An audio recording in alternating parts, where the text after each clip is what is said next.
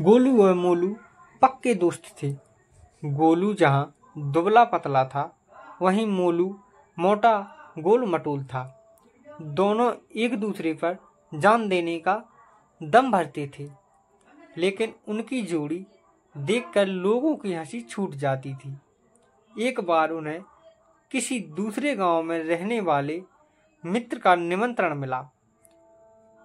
उसने उन्हें अपनी बहन के विवाह के अवसर पर बुलाया था। उनके मित्र का गांव कोई बहुत दूर तो था नहीं, लेकिन वहां तक पहुंचने के लिए जंगल से होकर गुजरना पड़ता था और उस जंगल में जंगली जानवरों की भरमार थी। दोनों चल दिए। जब वे जंगल से होकर गुजर रहे थे तो उन्हें सामने से एक भालू आता दिखाई दिया। उसे देखकर दोनों भय से थर-थर कांपने लगे।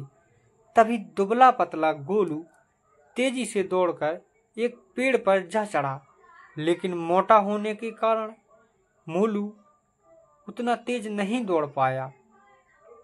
उधर भालू भी निकट आ चुका था।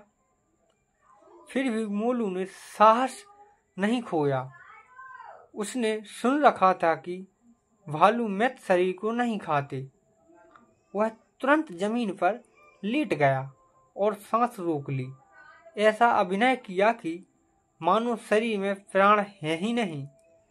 भालू घुरघुराता हुआ मोलू के पास आया, उसके चेहरे व शरीर को सूंघा और उसे मृत समझकर आगे बढ़ गया। जब भालू काफी दूर निकल गया तो गोलू पेड़ से उतरकर मोलू के निकट आया और बोला, मित्र, मैंने देखा था भालू तुमसे कुछ कह रहा था। क्या कहा उसने?